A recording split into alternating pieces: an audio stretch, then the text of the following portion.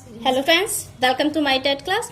Friends, आज हम त्रिभुज के बारे में पढ़ेंगे। जैसे कि पिछली वीडियो मैंने आपको बताया था कि त्रिभुज के बारे में थोड़ी सी थ्योरी को जानेंगे और उसी के अकॉर्डिंग जो क्वेश्चंस हैं उनको भी लगाएंगे। तो आज जो थ्योरी हम उनको देखते हैं, तो यहाँ पे त्रिभुज क्या है पहले इसको जान लेते हैं।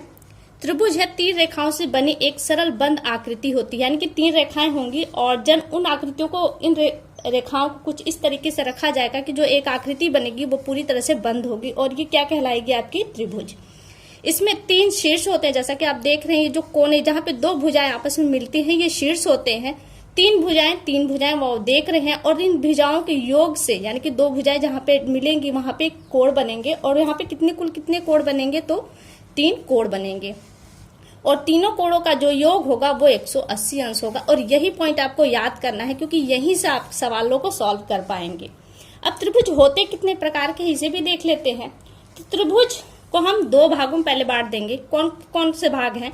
तो त्रिभुज को पहले हम भुजाओं के आधार पर बांटेंगे और फिर कोणों के आधार पर। इन दोनों में भी फिर तीन अलग अलग तरह के कोण होते हैं। कौन से कोण होते हैं? तो पहला हम भुजाओं के आधार पर समझेंगे, जिनमें हम देखेंगे समबाहु त्रिभुज होता है, समद्विबाहु त्रिभुज और विषमबाहु त्रिभुज। यहाँ से हम अगर पहले देखें तो समबाहु त्रिभुज को देख लेते हैं। समबाहु त्रिभुज सममिस होता है समान, यानी कि बराबर। बाहुमिस रेखाएं कह सकते हैं या फिर भुजाएं। जिस त्रिभुज की तीनों भुजाएं बराबर होती हैं वो क्या कहलाती हैं? आपकी समबाहु त्रिभुज। यानी कि अगर हम इसको चित्र के थ्रू बनाया, देखिए मैं यहाँ से पेंसिल का यूज कर रही हूँ, डीप प्रकार वगैरह का प्रयोग नहीं कर रही, तो ऐसे में चित्र थोड़ा आड़ा तिरछा होगा तो आप केवल समझिएगा यहाँ पे। तो यह जो समबाहु त्रिभुज है जिसमें तीनों भुजाएं आपकी बराबर होंगी और तीनों भुजाएं बराबर है, तो कोण के लिए मैं आपको बता दूं कि यहाँ पे तीनों कोण भी आपके बराबर ही होंगे और इसके जो तीनों कोण बनेंगे वो 60 अंश के ही बनेंगे, यानी कि 60 का ये, 60 का ये, 60 का ये। अब आ जाता है समद्विबाहु। समबाहु अगर आप समझ गए तो समद्विबाहु का मतलब होता है जिसकी दो भुजाएं समान हो, जिसकी दो भुजाएं एक समान होंगी और तीसरी भुजाएं अलग साइज की होगी। यानी कि अगर मैं कहूं कि ये भुजा 2 सेंटीमीटर की है और ये भुजा 2 सेंटीमीटर की है, तो ये क्या कहलाएंगी? आपकी समद्विबाहु। और ये 2 की है, ये 2 की, तो ये जायज सी बात है, ये थोड़ी अलग साइज की भुजा होगी, तो ये क्या कहलाएगी? आपकी समबाहु त्रिभुज। अगला आ जाता है आपका तीसरा विषमबाहु त्रिभुज। विषम, जिसमें जो तीनों भुजाएं हैं वो अलग अलग होगी, विषम होगी, समान ना होके अलग अलग होंगी, वो आपकी क्या कहलाएगी? विषमबाहु त्रिभुज। देखिए यहाँ पे ये अलग साइज की है, ये अलग साइज की, और इसे हम मिला दे तो ये एक अलग साइज की भुजाएं बनेगी। अब यहाँ पे हम कह सकते हैं कि विषमबाहु त्रिभुज में आपका एक वृहत कोण बनेगा यहाँ पे, और समद्विबाहु में आपको एक समकोण मिलेगा। थोड़ा सा इसको हम यहाँ पे जब कोण के अकॉर्डिंग समझेंगे तो समझ में आएगा। तो ये भुजाओं के आधार पे आपके तीन कोण हो गए। कौन कौन से? समबाहु त्रिभुज, समद्विबाहु त्रिभुज और विषमबाहु त्रिभुज। वहीं अगर कोणों के आधार पे हम समझे तो देखिए आपका यहाँ पे तीन तरह के त्रिभुज होंगे कोणों के आधार पे। पहला है न्यून कोण। न्यून कोण जिसमें तीनों भुजाएं आपकी इस कंडीशन से जुड़ेंगी कि वहां पे जो तीनों कोण बनेंगे वो न्यून कोण बनेंगे। जैसा कि इस चित्र में आप देख रहे हैं, सेम वैसा ही चित्र यहाँ पर बनेगा और यहाँ पे जो आपके कोण बनेंगे वो न्यून कोण हो गए। न्यून कोण मतलब 90 अंश से छोटा। अब आ जाता है दूसरा समकोण। यहाँ पे एक कोण, आपके त्रिभुज में तीन कोण बने, जहाँ पे आपका एक कोण समकोण बनेगा, यानी कि आप ऐसे इस तरह से जो आपको सिंबल दिखाया जाता है वो ये दिखाता है कि ये कोण कितने अंश का है? 90 अंश का। समकोण कितने अंश का होता है? 90 अंश का। तो ये आपका एक बनेगा समकोण त्रिभुज। फिर आ जाता है अधिक कोण त्रिभुज। अधिक कोण का एग्जाम्पल आपको विषमबाहु त्रिभुज में दे दिया है मैंने, वैसा ही बनेगा, जिसमें एक कोण आपका अधिक कोण होगा। अधिक कोण मतलब 90 अंश से तो बड़ा होगा लेकिन 180 अंश से छोटा होगा, वो क्या कहलाएगा? आपका अधिक कोण। और इसका चित्र हम बनाए तो कुछ इस तरीके से बनेगा। यहाँ पे जो कोण बन रहा है वो अधिक कोण बन रहा है और ये समकोण और ये आपके न्यून कोण बन रहे हैं। समकोण में अगर भुजाओं की हम बात करें तो समद्विबाहु त्रिभुज में भी आपको समकोण मिल जाएगा और विषमबाहु त्रिभुज में भी आपको समकोण मिल जाएगा। वहीं अगर न्यून कोण की बात करें जिसमें तीनों कोण आपके न्यून कोण हो तो वो आपको समबाहु त्रिभुज में ही आपको न्यून कोण मिलेगा। वहीं अधिक कोण की बात करें तो अधिक कोण वाला त्रिभुज आपको विषमबाहु त्रिभुज में ही देखने को मिलेगा और कहीं नहीं मिलेगा। तो ये देखिए आपके हो गए त्रिभुज के प्रकार। अब कुछ इसके अलावा 2-4 पॉइंट और हैं, इन्हें भी देख लेते हैं। देखिए यहाँ पे जो हमने पॉइंट लिया है वो कह रहा है किसी त्रिभुज के अंतः दो कोण समद्विभाजक द्वारा बनाया गया कोण क्या होता है? समकोण तथा तीसरे कोण के आधे के बराबर होता है। पहले इसको समझिए, हम पहले चित्र बना लेते हैं ये हमने बना लिया और ये बनाया है हमने समबाहु त्रिभुज, यानी कि जिसमें तीनों भुजाएं बराबर होती हैं। ये बराबर का सिंबल हमने बना दिया। कह रहा है कि किसी त्रिभुज के अंतः दो कोण, अंतः में अंदर दो कोण हम लेंगे। त्रिभुज में कितने कोण हैं? 3, एक ये है, एक ये है, एक ये।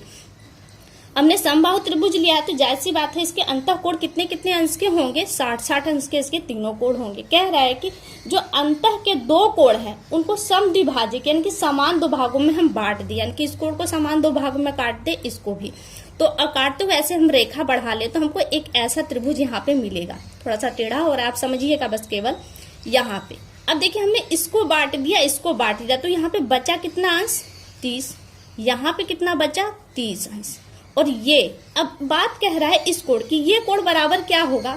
समकोण यानी कि 90 अंश तथा तीसरा कोण यहाँ पे कौन है? इन दोनों को तो हमने बांट दिया, बचा था ये हमारा तीसरा कोण है। ये कितने अंश का है?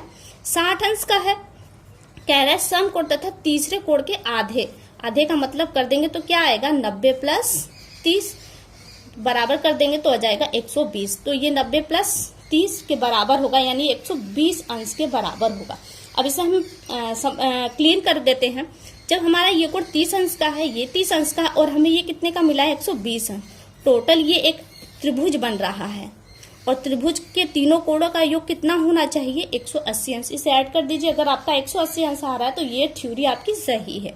जोड़ देते हैं 3 3 6 2 8 और 1, ये 180 अंश, यानी कि ये पॉइंट सही है। और प्रश्न यहाँ से सिर्फ यही पॉइंट आपको उठा के यहाँ तक का दे देगा और आपसे पूछेगा कि ये कोण कितने अंश का है। अब एक और चीज समझ लेते हैं इसी तरह का पॉइंट। यहाँ पे देखिए एक अलग पॉइंट है।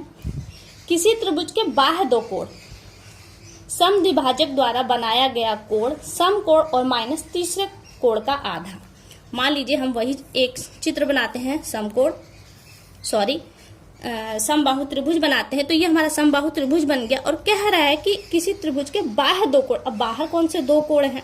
तो इस भुजा को आप थोड़ा और बड़ा कर दीजिए और इस भुजा को थोड़ा और बड़ा कर दीजिए। तो देखिए आपको यहाँ पे ये कोण मिला है, ये त्रिभुज के बाहर है और त्रिभुज के बाहर होने के कारण इसे हम कहते हैं बाह्य कोण।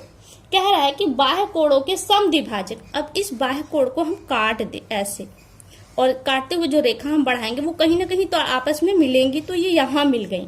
तो कह रहा है कि ये कोण कितने अंश का होगा? तो समकोण यानी कि 90 अंश। तीसरा कोण, दो कोण तो यहाँ पे है, इसके अपोजिट तीसरा कोण कौन सा है? ये वाला है आपका, ये वाला। तो ये भी कितने का हम जानते हैं कि ये समबाहु त्रिभुज है तो यहाँ पे 60 अंश का ही कोण होगा। ये भी 60 और ये भी 60। तो 60 का आधा करेंगे तो क्या हो जाएगा? 30। तो कह रहा है कि समकोण में से हम तीसरे कोण का आधा घटा दे तो हमें ये कोण का मान मिल जाएगा। तो घटा दे तो आएगा हमारा 60 और ये कितने अंश का है? 60। अगर समझें हम नॉर्मली पॉइंट के अकॉर्डिंग तो यहाँ पे देखिए, अगर त्रिभुज का ये कोण 60 अंश का है तो ये टोटल कोण कितने अंश का बचा? 120 अंश का, क्योंकि एक पॉइंट पर 180 अंश का कोण बन रहा है और एक कोण हमें पता है 60 अंश, तो बचा 120 अंश। 120 अंश का अगर हम आधा करते हैं तो ये कितने का हो जाएगा? 60। ये 60, तो जायज सी बात है ये 60 है, ये 60, तो ये भी 60 होगा। तो अपने आप में ये पॉइंट भी आपके लिए एक क्वेश्चन बन गया। तो यहाँ से लेके यहाँ तक ये एक प्रश्न के रूप में रहेगा और आपसे आंसर पूछा जाएगा। एक और पॉइंट देख लेते हैं। ये पॉइंट देखिए, किसी त्रिभुज के अंतः एक कोण के समद्विभाजक द्वारा तथा बाह्य कोण के समद्विभाजक द्वारा कोण डी, यानी कि एक जो कोण नया कोण बन रहा है वो कोण डी है, वो क्या होगा? a/2 होगा। मान लीजिए हम एक त्रिभुज बनाते हैं, यहाँ पे हमको नामकरण करना पड़ेगा इसका। तो यहाँ पे a, b और c। कह रहा है कि एक अंतः कोण ले। अब अंतः कोण कौन सा ले? और समद्विभाजक द्वारा बनाए बाह्य कोण, एक बाह्य कोण ले। मान लीजिए हमने एक ये अंतः कोण लीजिए। अब बाहर का कोण कौन सा ले?